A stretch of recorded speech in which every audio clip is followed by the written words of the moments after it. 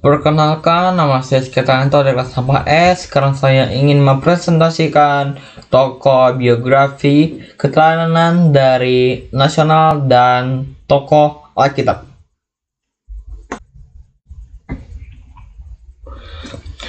Tokoh biografi yang nasional saya pakai adalah Yosudarso dan Alkitabnya adalah Stefanus. Yosudarso merupakan Laksamana Madya TNI yang lahir pada tanggal 24 November 1925 dan ia dicap sebagai pahlawan nasional Indonesia karena gugur di atas KRI Macan Tutul atas pertempuran Laut Aru setelah ditembak oleh kapal patroli Belanda. Dan pada saat itu masa Trikora pada tanggal 15 Januari 1962. Dan sekarang ia dijuluki sebagai pahlawan Trikora. Pendidikannya ia capai 6 tahun di HIS dan melanjutkan di MULO selama 5 tahun. Karena Jepang ia tidak bisa menamatkannya dan ia menamatkan SMP-nya di SMP Salatiga Negeri. Setelah lulus SMP, ia melanjutkan ke sekolah guru di Muntilan. Namun sekolah ini tidak dapat ia menamatkannya karena ada masa peralihan pendudukan dari Belanda ke Jepang. Dan pada saat itu, Yosudarso melanjutkan pendidikannya ke Sekolah Tinggi Pelayaran di Semarang pada tahun 1943. Selama setahun dan mengikuti pendidikan obstir di Go Osamu Butai, dan ia merupakan salah satu pelajar yang memiliki lulusan terbaik. Ia pun dipekerjakan sebagai mualim di kapal Go Osamu Butai. Setelah proklamasi kemerdekaan, Yosudarso gabung dengan BKR Laut atau yang disebut dengan sekarang Angkatan Laut Republik Indonesia. Pada tahun 1958, ia menjabat sebagai pengadil tentara sekitar 4 bulan. Pada 10 Oktober 1959, ia diangkat menjadi Deputi 1 Operasi. Dan 4 hari kemudian ia naik pangkat menjadi Letnan Kolonel dan kurang dari 3 bulan menjadi Kolonel. Genap 16 bulan setelah itu, pangkatnya naik lagi menjadi Komodor. Keadaan wilayah Indonesia khususnya di Irian Jaya semakin terancam atas keberadaannya Jepang. Soekarno pun setelah melihat seperti itu, ia membuat Komodor pada tanggal 19 Desember 1961.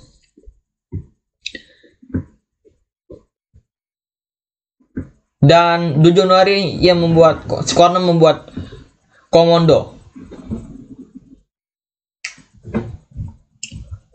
Karena Yosudarso ditugaskan sebagai Deputi 1 Operasi, ia melakukan tugasnya untuk patroli di sekitar Irian Jaya bagian barat di Makassar. Ia pun segera membawa 3 jenis kapal, yaitu KRI Macan Tutul, KRI Macan Kumbang, KRI dan terakhir KRI Harimau. Dan mereka pun menggunakan kapal perusak untuk mengerusakan kapal-kapal dari Belanda yang berada di sekitaran Irian Barat.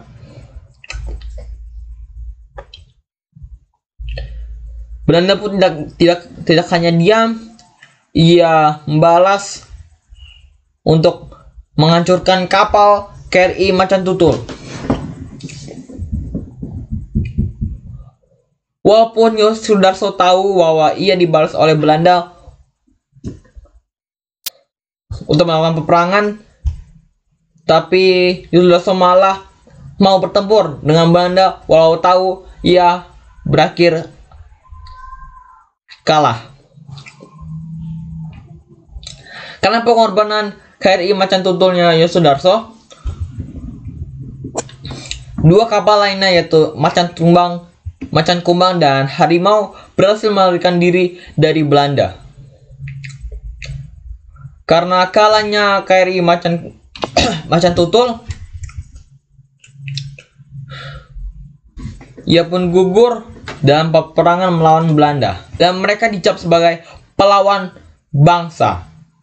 Hal yang teladan yang harus kita pelajari dari Yos Sudarso adalah: pertama, keberanian. Ia berani maju dalam peperangan melawan Belanda walaupun ia tahu ia pasti kalah karena tidak keseimbangannya dalam segi senjata, prajurit, dan lainnya. Kedua, mendukung yang benar. Ia tidak menyetujui kebijakan dari pemimpin Angkatan Laut karena tahu itu tidak baik ataupun tidak benar. Ketiga, rela berkorban. Mau membela tanah air Indonesia sampai mati dari Belanda. Sekarang kita melanjutkan tokoh Alkitab. Stefanus merupakan diakon jemaat Kristen Purba di Yerusalem yang dakwanya mengorbankan antipati umat Yahudi dari berbagai golongan. Dia dihadapkan berbagai peristiwa untuk mencobai iman kuatnya.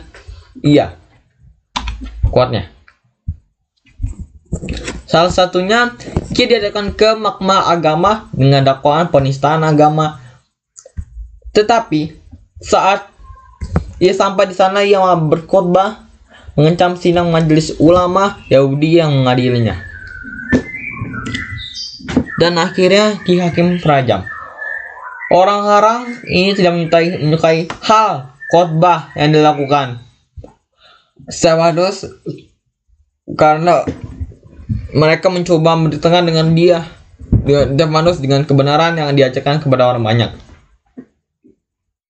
Karena Allah memberikan hikmat kepada Stefanus yang luar biasa, dan Stefanus membuktikan bahwa orang-orang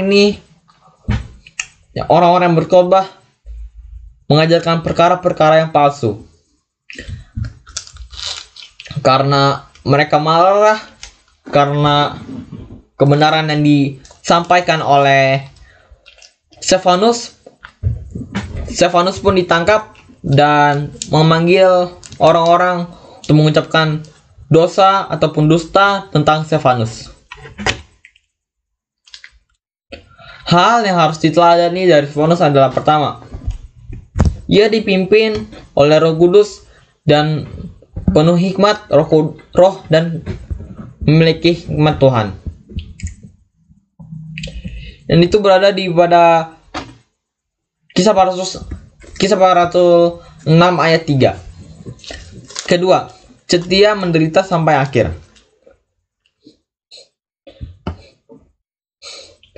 Ia dicobai beberapa peristiwa, tapi imannya selalu kuat karena ia tahu bahwa ia akan menang bersama Tuhan.